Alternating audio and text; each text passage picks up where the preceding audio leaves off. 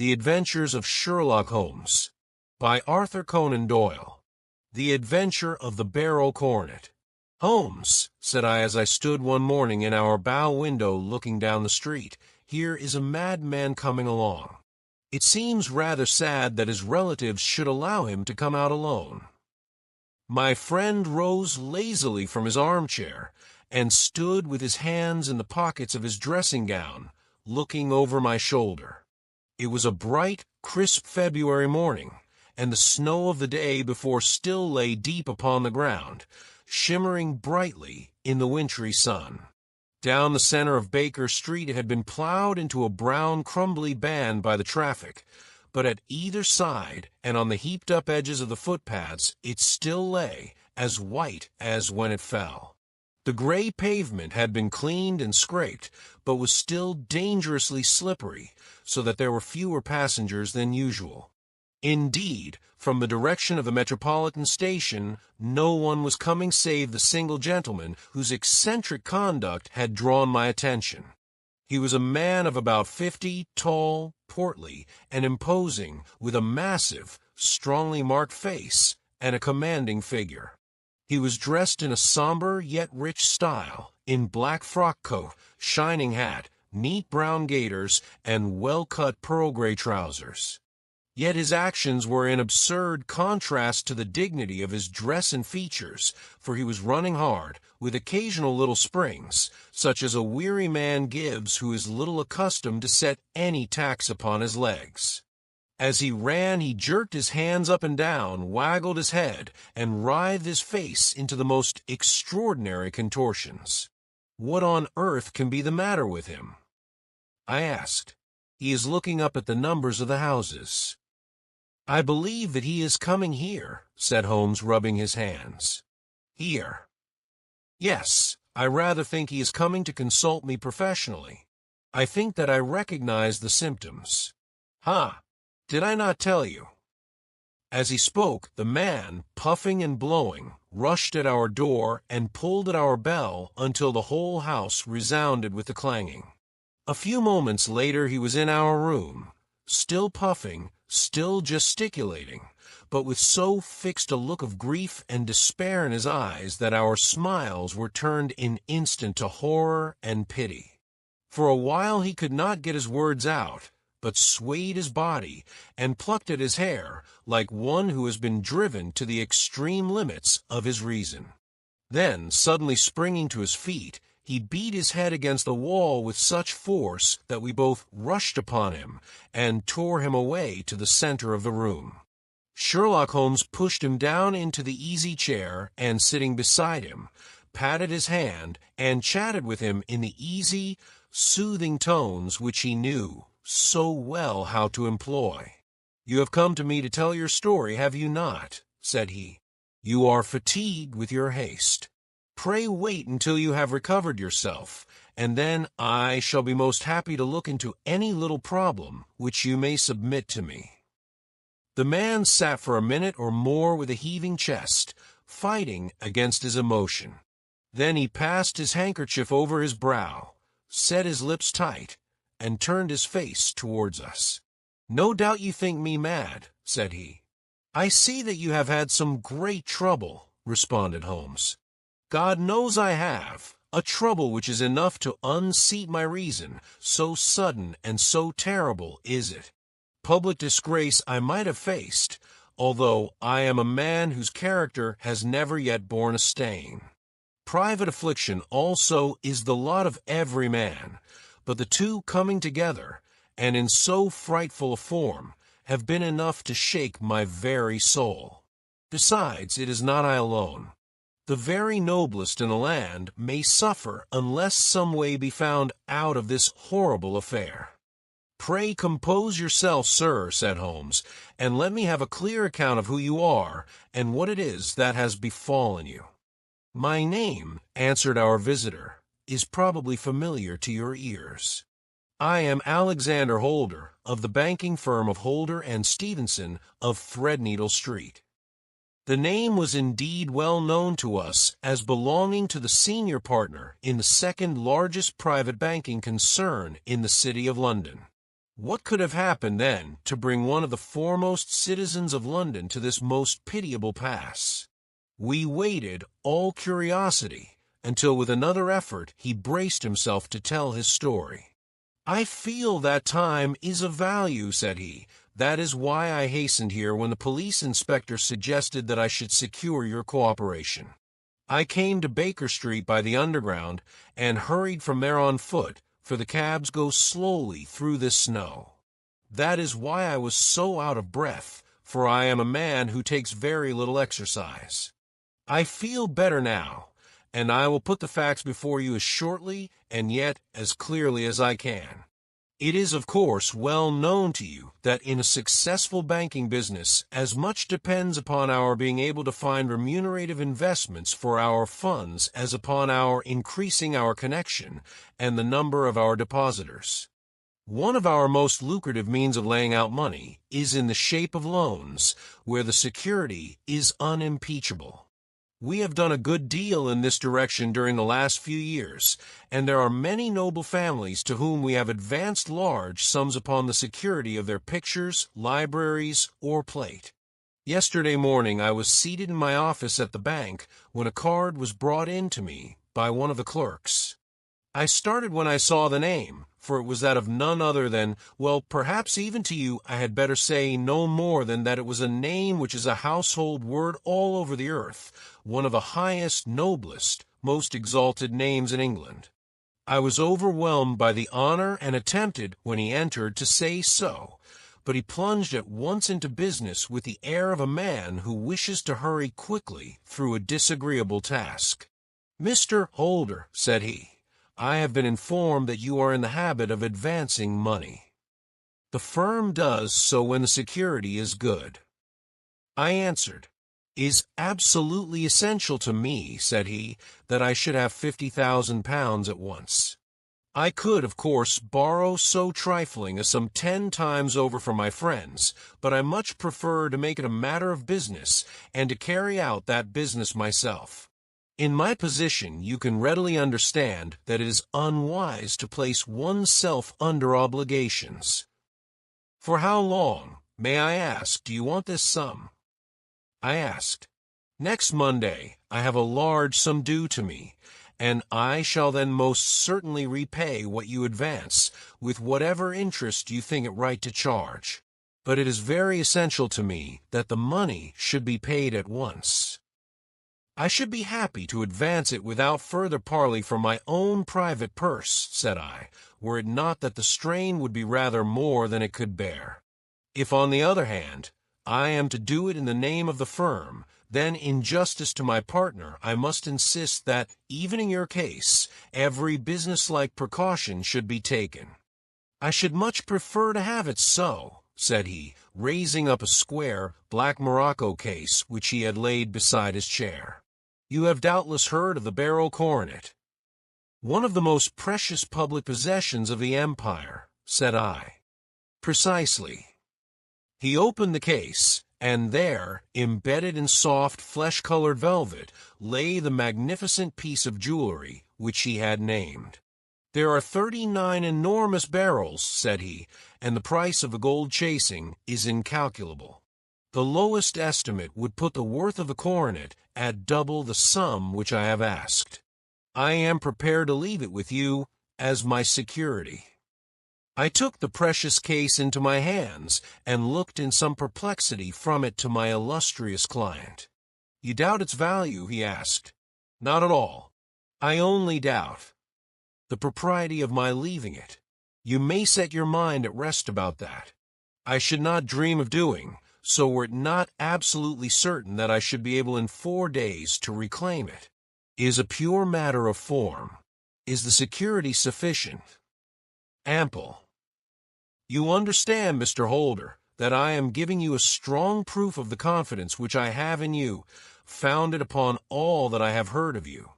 I rely upon you not only to be discreet and to refrain from all gossip upon the matter, but above all, to preserve this coronet with every possible precaution, because I need not say that a great public scandal would be caused if any harm were to befall it. Any injury to it would be almost as serious as its complete loss, for there are no barrels in the world to match these, and it would be impossible to replace them. I leave it with you, however, with every confidence, and I shall call for it in person on Monday morning." Seeing that my client was anxious to leave, I said no more, but calling for my cashier, I ordered him to pay over 50 £1,000 notes. When I was alone once more, however, with the precious case lying upon the table in front of me, I could not but think with some misgivings of the immense responsibility which it entailed upon me. There could be no doubt that, as it was a national possession, a horrible scandal would ensue if any misfortune should occur to it. I already regretted having ever consented to take charge of it. However, it was too late to alter the matter now, so I locked it up in my private safe and turned once more to my work. When evening came, I felt that it would be an imprudence to leave so precious a thing in the office behind me. Bankers' safes had been forced before now, and why should not mine be? If so, how terrible would be the position in which I should find myself. I determined, therefore, that for the next few days I would always carry the case backward and forward with me, so that it might never be really out of my reach. With this intention, I called a cab and drove out to my house at Streatham, carrying the jewel with me. I did not breathe freely until I had taken upstairs and locked it in the bureau of my dressing-room. And now a word as to my household, Mr. Holmes, for I wish you to thoroughly understand the situation. My groom and my page sleep out of the house, and may be set aside altogether. I have 3 maid-servants who have been with me a number of years, and whose absolute reliability is quite above suspicion.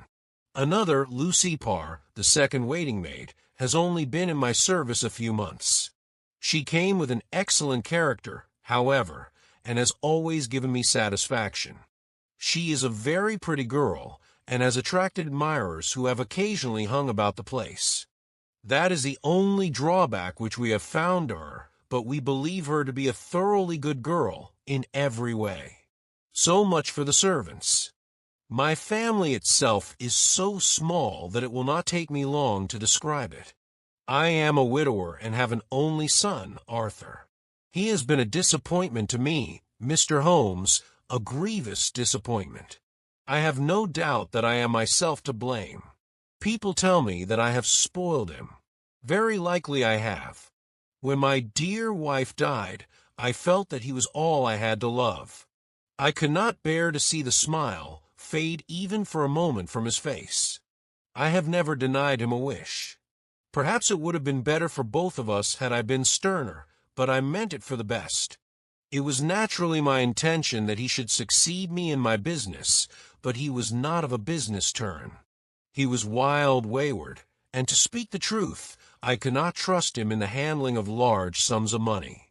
When he was young, he became a member of an aristocratic club, and there, having charming manners, he was soon the intimate of a number of men with long purses and expensive habits.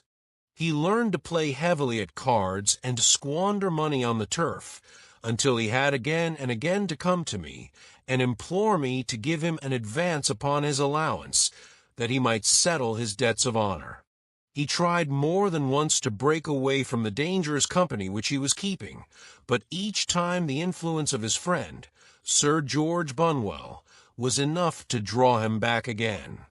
And indeed, I could not wonder that such a man as Sir George Bunwell should gain an influence over him, for he has frequently brought him to my house, and I have found myself that I could hardly resist the fascination of his manner. He is older than Arthur, a man of the world to his fingertips, one who had been everywhere, seen everything, a brilliant talker, and a man of great personal beauty. Yet when I think of him in cold blood, far away from the glamour of his presence, I am convinced from his cynical speech and the look which I have caught in his eyes that he is one who should be deeply distrusted. So I think, and so, too, thinks my little Mary, who has a woman's quick insight into character. And now there is only she to be described. She is my niece, but when my brother died 5 years ago and left her alone in the world, I adopted her, and have looked upon her ever since as my daughter. She is a sunbeam in my house, sweet, loving, beautiful, a wonderful manager and housekeeper, yet as tender and quiet and gentle as a woman could be. She is my right hand. I do not know what I could do without her. In only one matter has she ever gone against my wishes. Twice my boy has asked her to marry him, for he loves her devotedly, but each time she has refused him. I think that if anyone could have drawn him into the right path, it would have been she, and that his marriage might have changed his whole life. But now, alas, it is too late, forever too late. Now, Mr. Holmes, you know the people who live under my roof, and I shall continue with my miserable story. When we were taking coffee in the drawing-room that night after dinner, I told Arthur and Mary my experience, and of the precious treasure which we had under our roof, suppressing only the name of my client. Lucy Parr, who had brought in the coffee, had, I am sure, left the room, but I cannot swear that the door was closed. Mary and Arthur were much interested, and wished to see the famous coronet, but I thought it better not to disturb it. "Where have you put it?" asked Arthur. "In my own bureau." "Well, I hope to goodness the house won't be burgled during the night," said he. "It is locked up," I answered. "Oh, any old key will fit that bureau. When I was a youngster, I have opened it myself with the key of the box-room cupboard." He often had a wild way of talking, so that I thought little of what he said. He followed me to my room, however, that night with a very grave face. "Look here, Dad," said he with his eyes cast down, "can you let me have £200? "No, I cannot." I answered sharply, "I have been far too generous with you in money matters." "You have been very kind," said he, "but I must have this money, or else I can never show my face inside the club again." "And a very good thing, too." I cried. "Yes, but you would not have me leave it a dishonored man," said he. "I could not bear the disgrace. I must raise the money in some way, and if you will not let me have it, then I must try other means." I was very angry, for this was the third demand during the month. "You shall not have a farthing from me," I cried, on which he bowed and left the room without another word. When he was gone, I unlocked my bureau, made sure that my treasure was safe, and locked it again. Then I started to go round the house to see that all was secure, a duty which I usually leave to Mary, but which I thought it well to perform myself that night. As I came down the stairs, I saw Mary herself at the side window of a hall, which she closed and fastened as I approached. "Tell me, Dad," said she, looking, I thought, a little disturbed, "did you give Lucy, the maid, leave to go out tonight?" "Certainly not. She came in just now by the back door. I have no doubt that she has only been to the side gate to see someone, but I think that it is hardly safe and should be stopped. You must speak to her in the morning, or I will if you prefer it. Are you sure that everything is fastened?" "Quite sure, Dad." "Then good night." I kissed her and went up to my bedroom again, where I was soon asleep. I am endeavoring to tell you everything, Mr. Holmes, which may have any bearing upon the case, but I beg that you will question me upon any point which I do not make clear. On the contrary, your statement is singularly lucid. I come to a part of my story now in which I should wish to be particularly so. I am not a very heavy sleeper, and the anxiety in my mind tended, no doubt, to make me even less so than usual. About 2 in the morning, then, I was awakened by some sound in the house. It had ceased ere I was wide awake, but had left an impression behind it as though a window had gently closed somewhere. I lay listening with all my ears.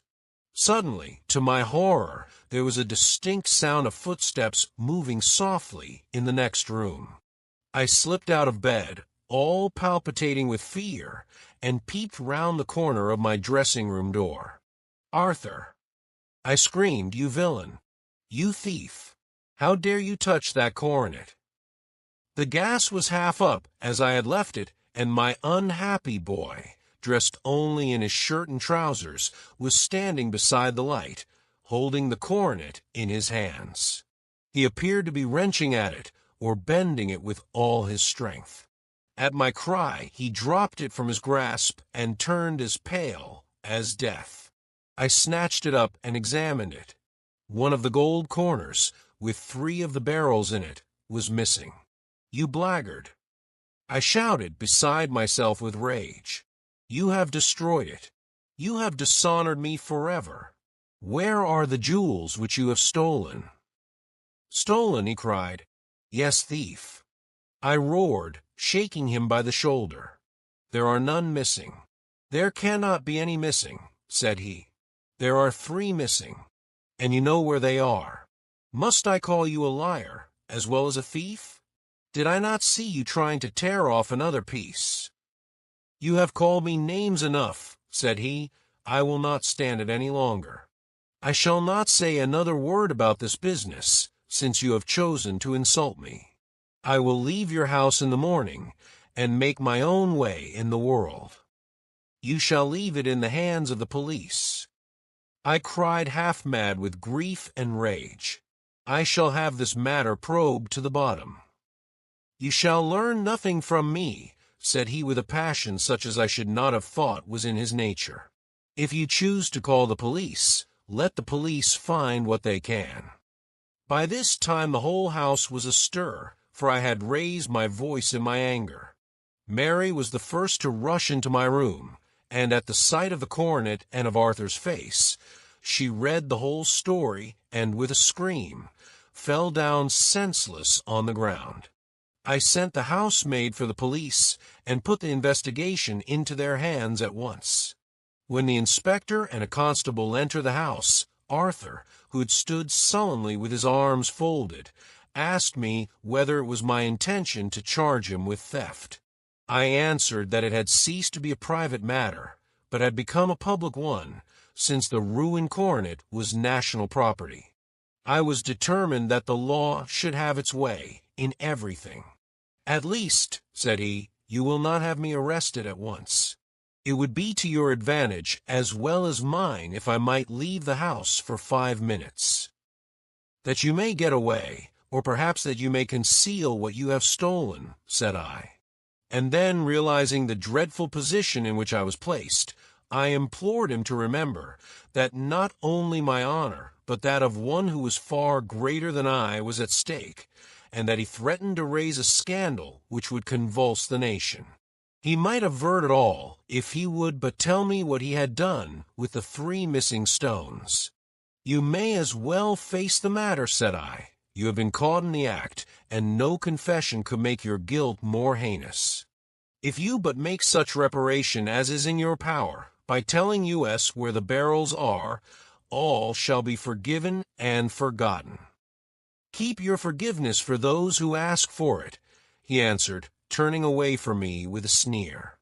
I saw that he was too hardened for any words of mine to influence him. There was but one way for it. I called in the inspector and gave him into custody.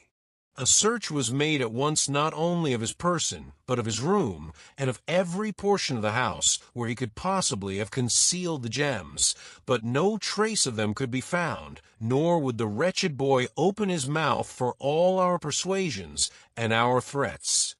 This morning he was removed to a cell, and I, after going through all the police formalities, have hurried round to you to implore you to use your skill in unraveling the matter. The police have openly confessed that they can at present make nothing of it. You may go to any expense which you think necessary. I have already offered a reward of £1,000. My God, what shall I do? I have lost my honor, my gems, and my son in one night. Oh, what shall I do?" He put a hand on either side of his head and rocked himself to and fro, droning to himself like a child whose grief has got beyond words. Sherlock Holmes sat silent for some few minutes, with his brows knitted and his eyes fixed upon the fire. "Do you receive much company?" he asked. None save my partner with his family and an occasional friend of Arthur's. Sir George Bunwell has been several times lately. No one else, I think. Do you go out much in society? Arthur does. Mary and I stay at home. We neither of us care for it. That is unusual in a young girl. She is of a quiet nature. Besides, she is not so very young. She is 24. This matter, from what you say, seems to have been a shock to her also. Terrible. She is even more affected than I. You have neither of you any doubt as to your son's guilt. How can we have when I saw him with my own eyes with the coronet in his hands? I hardly consider that a conclusive proof. Was the remainder of the coronet at all injured? Yes, it was twisted. Do you not think, then, that he might have been trying to straighten it? God bless you. You are doing what you can for him and for me. But it is too heavy a task. What was he doing there at all? If his purpose were innocent, why did he not say so? Precisely. And if it were guilty, why did he not invent a lie? His silence appears to me to cut both ways. There are several singular points about the case. What did the police think of the noise which awoke you from your sleep? They considered that it might be caused by Arthur's closing his bedroom door. A likely story, as if a man bent on felony would slam his door so as to wake a household. What did they say, then, of the disappearance of these gems? They are still sounding the planking and probing the furniture in the hope of finding them. Have they thought of looking outside the house? Yes, they have shown extraordinary energy. The whole garden has already been minutely examined. Now, my dear sir, said Holmes, is it not obvious to you now that this matter really strikes very much deeper than either you or the police were at first inclined to think? It appeared to you to be a simple case. To me it seems exceedingly complex. Consider what is involved by your theory. You suppose that your son came down from his bed, went at great risk to your dressing room, opened your bureau, took out your coronet, broke off by main force a small portion of it, went off to some other place, concealed 3 gems out of the 39, with such skill that nobody can find them, and then returned with the other 36 into the room, in which he exposed himself to the greatest danger of being discovered. I ask you now, is such a theory tenable? But what other is there? Cried the banker with a gesture of despair. If his motives were innocent, why does he not explain them? It is our task to find that out, replied Holmes. So now, if you please, Mr. Holder, we will set off for Streatham together, and devote an hour to glancing a little more closely into details. My friend insisted upon my accompanying them in their expedition, which I was eager enough to do, for my curiosity and sympathy were deeply stirred by the story to which we had listened. I confess that the guilt of the banker's son appeared to me to be as obvious as it did to his unhappy father. But still I had such faith in Holmes' judgment that I felt that there must be some grounds for hope as long as he was dissatisfied with the accepted explanation. He hardly spoke a word the whole way out to the southern suburb, but sat with his chin upon his breast and his hat drawn over his eyes, sunk in the deepest thought. Our client appeared to have taken fresh heart at the little glimpse of hope which had been presented to him, and he even broke into a desultory chat with me over his business affairs. A short railway journey and a shorter walk brought us to Fairbank, the modest residence of the great financier. Fairbank was a good-sized square house of white stone, standing back a little from the road. A double-carriage sweep, with a snow-clad lawn, stretched down in front to 2 large iron gates which closed the entrance. On the right side was a small wooden thicket, which led into a narrow path between 2 neat hedges stretching from the road to the kitchen door, and forming the tradesman's entrance. On the left ran a lane which led to the stables, and was not itself within the grounds at all, being a public, the little-used thoroughfare. Holmes left us standing at the door and walked slowly all round the house, across the front, down the tradesman's path, and so round by the garden behind into the stable lane. So long was he that Mr. Holder and I went into the dining room and waited by the fire until he should return. We were sitting there in silence when the door opened, and a young lady came in. She was rather above the middle height, slim, with dark hair and eyes, which seemed the darker against the absolute pallor of her skin. I do not think that I have ever seen such deadly paleness in a woman's face. Her lips, too, were bloodless, but her eyes were flushed with crying. As she swept silently into the room, she impressed me with a greater sense of grief than the banker had done in the morning, and it was the more striking in her as she was evidently a woman of strong character with immense capacity for self-restraint. Disregarding my presence, she went straight to her uncle and passed her hand over his head with a sweet womanly caress. "You have given orders that Arthur should be liberated, have you not, Dad?" she asked. "No, no, my girl. The matter must be probed to the bottom. But I am so sure that he is innocent. You know what woman's instincts are. I know that he has done no harm, and that you will be sorry for having acted so harshly. Why is he silent, then, if he is innocent? Who knows? Perhaps because he was so angry that you should suspect him. How could I help suspecting him when I actually saw him with the coronet in his hand? Oh, but he had only picked it up to look at it. Oh, do take my word for it, that he is innocent. Let the matter drop and say no more. It is so dreadful to think of our dear Arthur in prison. I shall never let it drop until the gems are found, never, Mary. Your affection for Arthur blinds you as to the awful consequences to me. Far from hushing the thing up, I have brought a gentleman down from London to inquire more deeply into it." "This gentleman," she asked, facing round to me. "No, his friend. He wished us to leave him alone. He is round in the stable lane now." "The stable lane." She raised her dark eyebrows. "What can he hope to find there? Ah, this, I suppose, is he? I trust, sir, that you will succeed in proving what I feel sure is the truth, that my cousin Arthur is innocent of this crime." "I fully share your opinion, and I trust with you that we may prove it," returned Holmes, going back to the mat to knock the snow from his shoes. "I believe I have the honor of addressing Miss Mary Holder. Might I ask you a question or two?" "Pray do, sir, if it may help to clear this horrible affair up. You heard nothing yourself last night?" "Nothing, until my uncle here began to speak loudly. I heard that, and I came down." "You shut up the windows and doors the night before. Did you fasten all the windows?" "Yes." "Were they all fastened this morning?" "Yes." "You have a maid who has a sweetheart. I think that you remarked to your uncle last night that she had been out to see him." "Yes, and she was the girl who waited in the drawing-room, and who may have heard uncle's remarks about the coronet."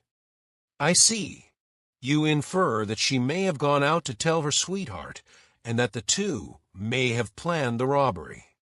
"But what is the good of all these vague theories?" cried the banker impatiently, "when I have told you that I saw Arthur with the coronet in his hands."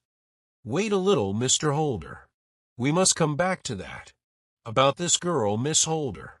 You saw her return by the kitchen door, I presume?" "Yes. When I went to see if the door was fastened for the night, I met her slipping in. I saw the man, too, in the gloom." "Do you know him?" "Oh, yes. He is the greengrocer who brings our vegetables round. His name is Francis Prosper."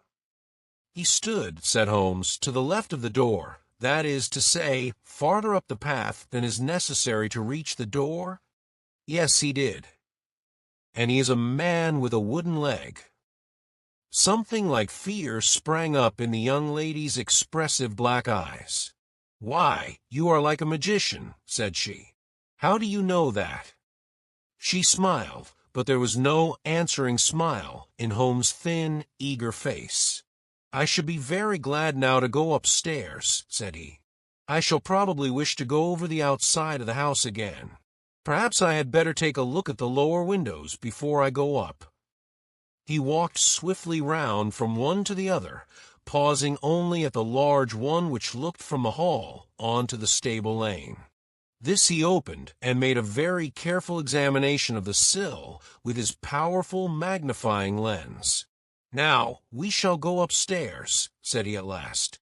The banker's dressing-room was a plainly furnished little chamber, with a gray carpet, a large bureau, and a long mirror.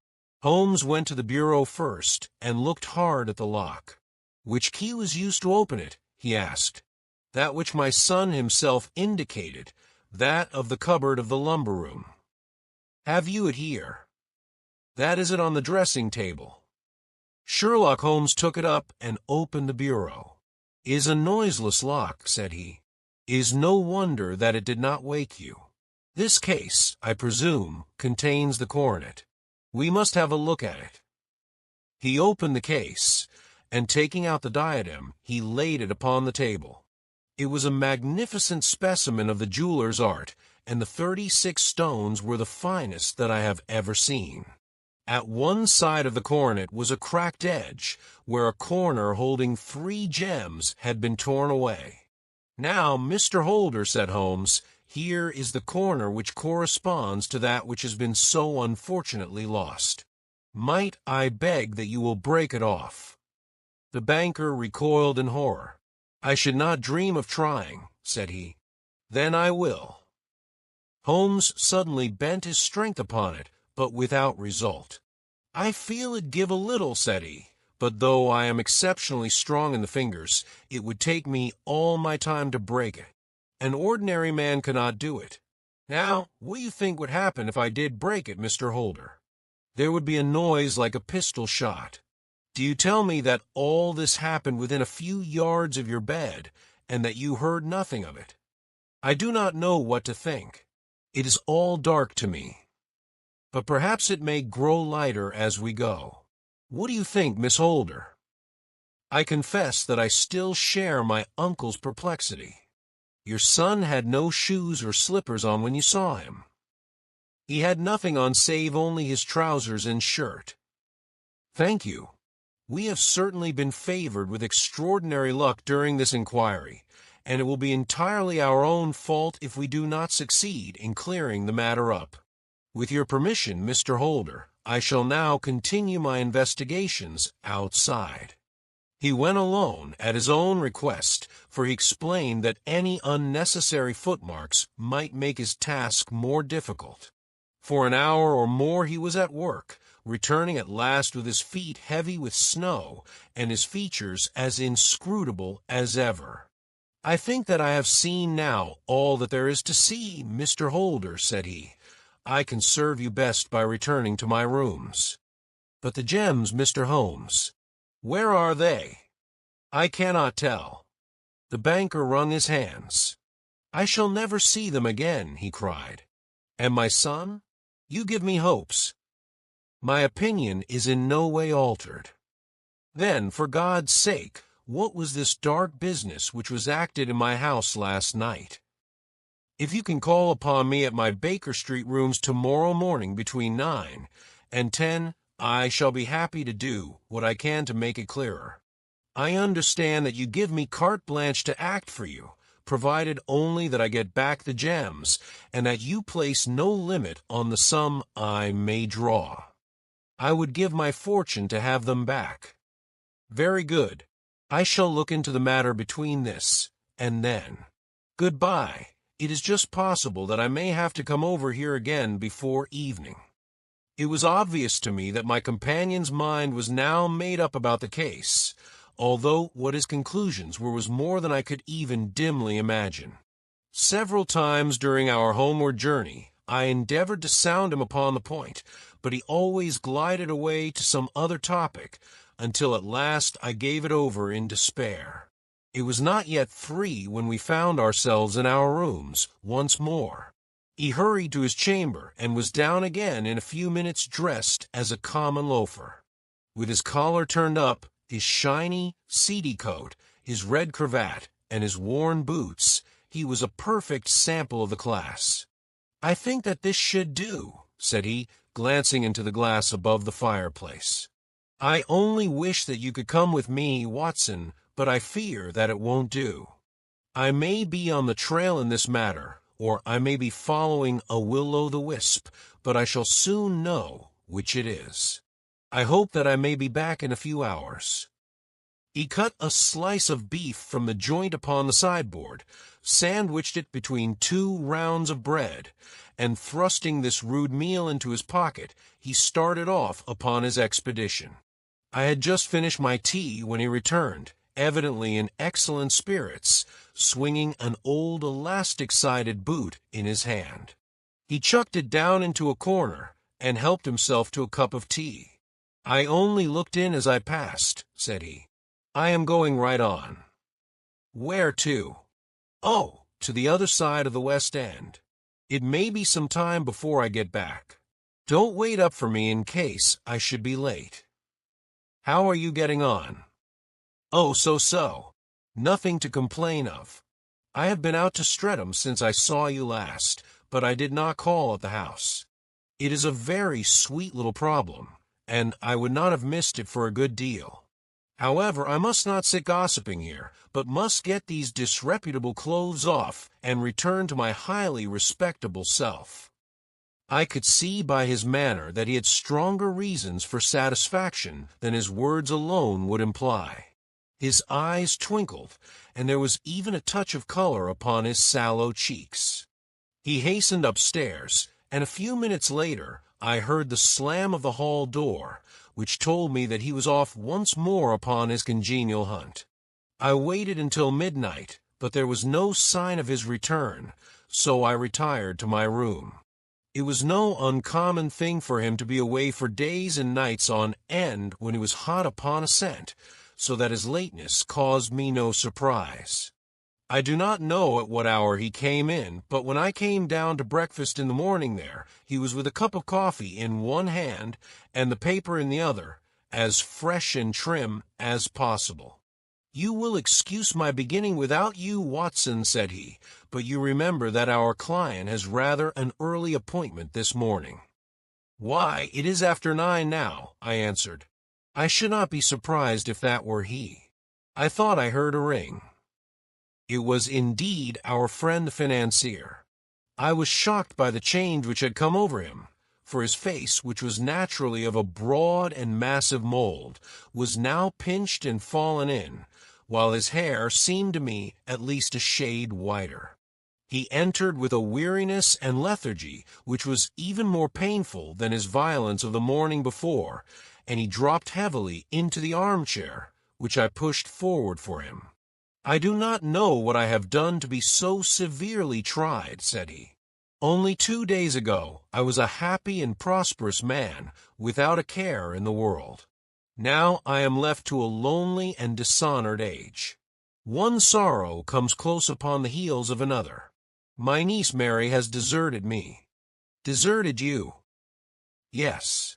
Her bed this morning had not been slept in, her room was empty, and a note for me lay upon the hall table.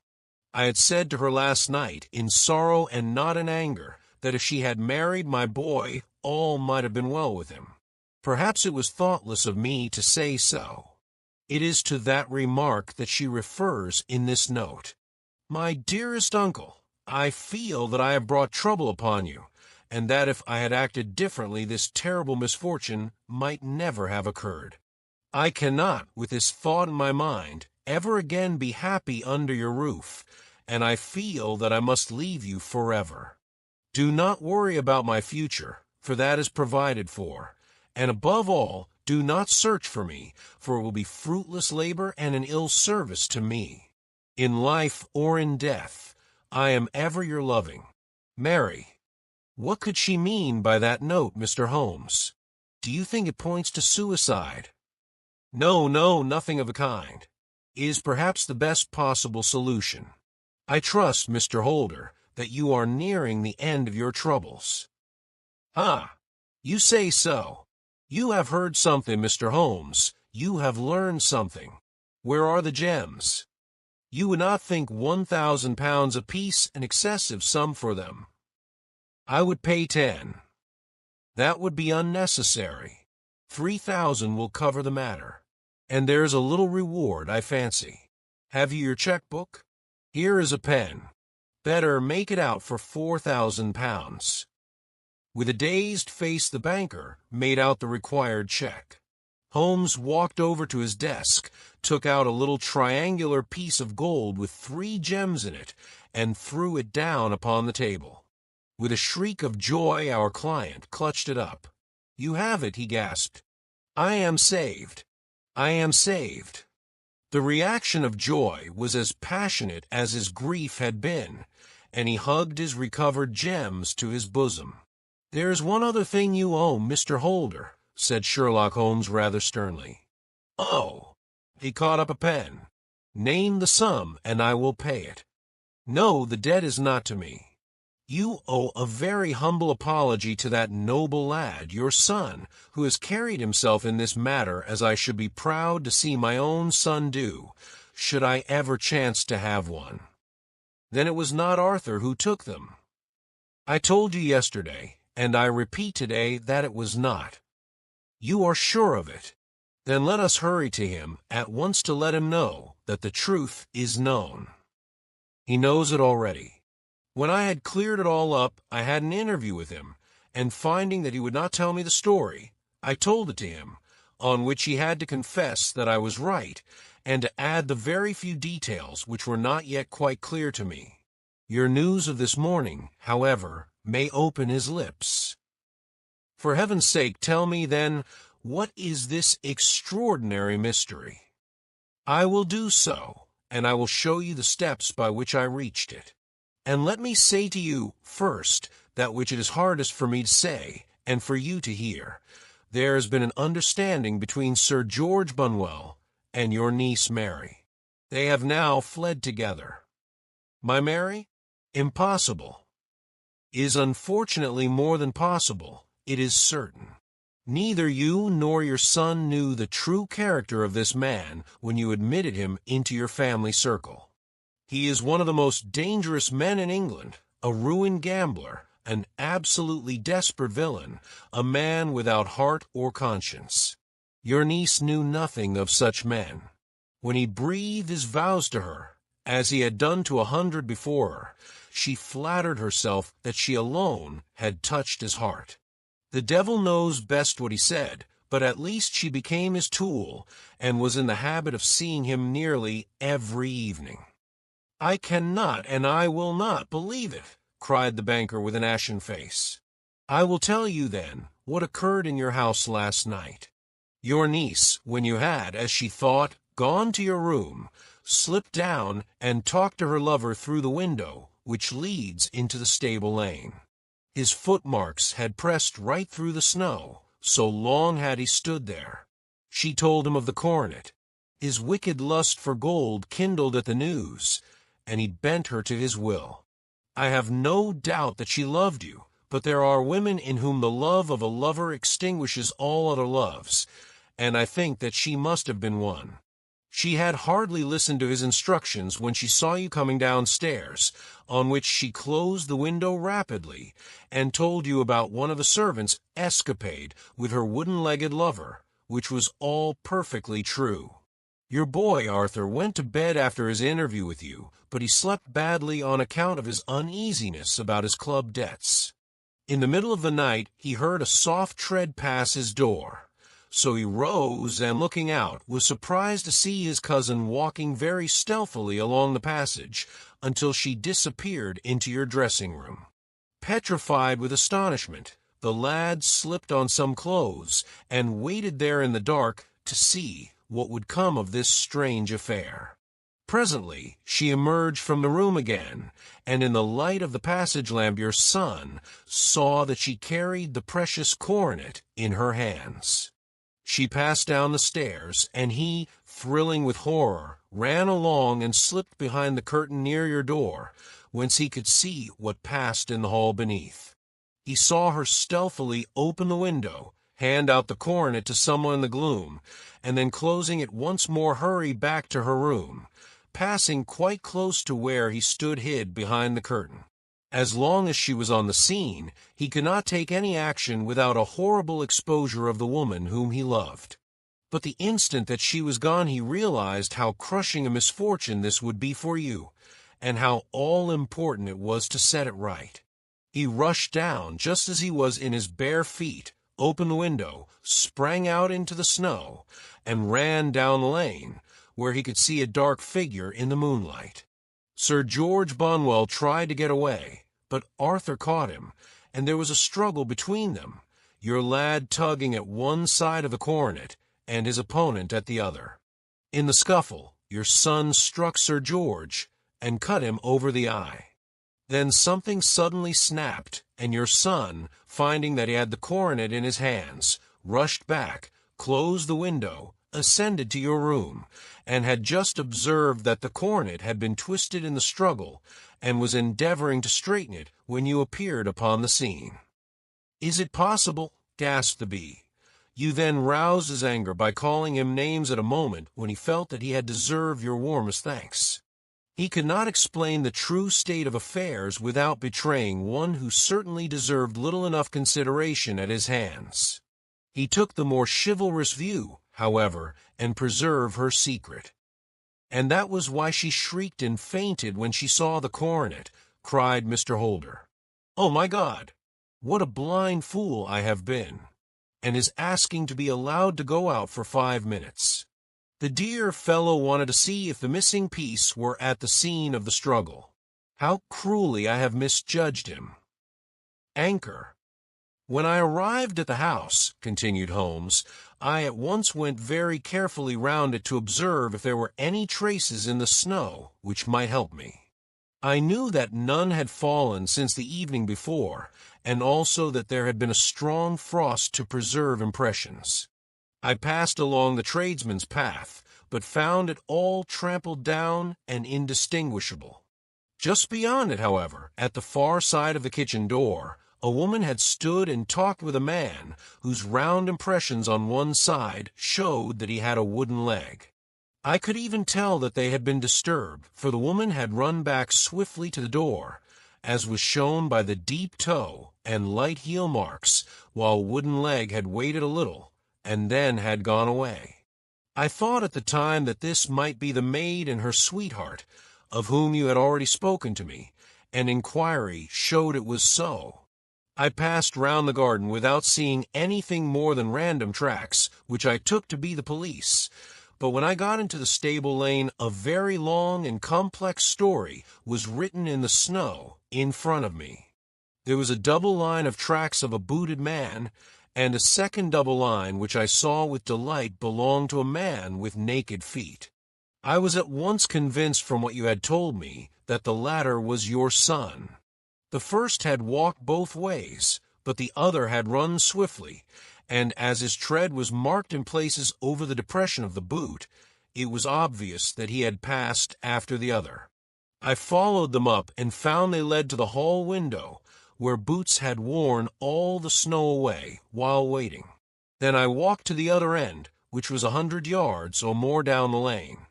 I saw where Boots had faced round, where the snow was cut up as though there had been a struggle, and finally where a few drops of blood had fallen, to show me that I was not mistaken. Boots had then run down the lane, and another little smudge of blood showed that it was he who had been hurt. When he came to the high road at the other end, I found that the pavement had been cleared, so there was an end to that clue. On entering the house, however, I examined, as you remember, the sill and framework of the hall window with my lens, and I could at once see that someone had passed out. I could distinguish the outline of an instep where the wet foot had been placed in coming in. I was then beginning to be able to form an opinion as to what had occurred. A man had waited outside the window. Someone had brought the gems. The deed had been overseen by your son. He had pursued the thief, had struggled with him. They had each tugged at the coronet, their united strength causing injuries which neither alone could have effected. He had returned with the prize, but had left a fragment in the grasp of his opponent. So far I was clear. The question now was, who was the man, and who was it brought him the coronet? It is an old maxim of mine that when you have excluded the impossible, whatever remains, however improbable, must be the truth. Now, I knew that it was not you who had brought it down, so there only remained your niece and the maids. But if it were the maids, why should your son allow himself to be accused in their place? There could be no possible reason. As he loved his cousin, however, there was an excellent explanation why he should retain her secret, the more so as the secret was a disgraceful one. When I remembered that you had seen her at that window, and how she had fainted on seeing the coronet again, my conjecture became a certainty. And who could it be who was her confederate? A lover, evidently, for who else could outweigh the love and gratitude which she must feel to you? I knew that you went out little, and that your circle of friends was a very limited one. But among them was Sir George Bunwell. I had heard of him before as being a man of evil reputation among women. It must have been he who wore those boots and retained the missing gems. Even though he knew that Arthur had discovered him, he might still flatter himself that he was safe, for the lad could not say a word without compromising his own family. Well, your own good sense will suggest what measures I took next. I went in the shape of a loafer to Sir George's house, managed to pick up an acquaintance with his valet, learned that his master had cut his head the night before, and finally, at the expense of 6 shillings, made all sure by buying a pair of his cast-off shoes. With ease I journeyed down to Streatham, and saw that they exactly fitted the tracks. "I saw an ill-dressed vagabond in the lane yesterday evening," said Mr. Holder. "Precisely. It was I. I found that I had my man, so I came home and changed my clothes. It was a delicate part which I had to play then, for I saw that a prosecution must be avoided to avert scandal, and I knew that so astute a villain would see that our hands were tied in the matter. I went and saw him. At first, of course, he denied everything. But when I gave him every particular that had occurred, he tried to bluster and took down a life-preserver from the wall. I knew my man, however, and I clapped a pistol to his head before he could strike. Then he became a little more reasonable. I told him that we would give him a price for the stones he held, £1,000 apiece. That brought out the first signs of grief that he had shown. "Why, dash it all," said he, "I've let them go at 600 for the 3. I soon managed to get the address of the receiver who had them, on promising him that there would be no prosecution. Off I set to him, and after much chaffering I got our stones at £1,000 apiece. Then I looked in upon your son, told him that all was right, and eventually got to my bed about 2 o'clock, after what I may call a really hard day's work. A day which has saved England from a great public scandal," said the banker, rising. "Sir, I cannot find words to thank you, but you shall not find me ungrateful for what you have done. Your skill has indeed exceeded all that I have heard of it. And now I must fly to my dear boy to apologize to him for the wrong which I have done him. As to what you tell me of poor Mary, it goes to my very heart. Not even your skill can inform me where she is now." "I think that we may safely say," returned Holmes, "that she is wherever Sir George Bunwell is. Is equally certain, too, that whatever her sins are, they will soon receive a more than sufficient punishment." Thank you for listening. Like, subscribe, and share our channel Magic Mingle with your friends to enjoy more magical stories.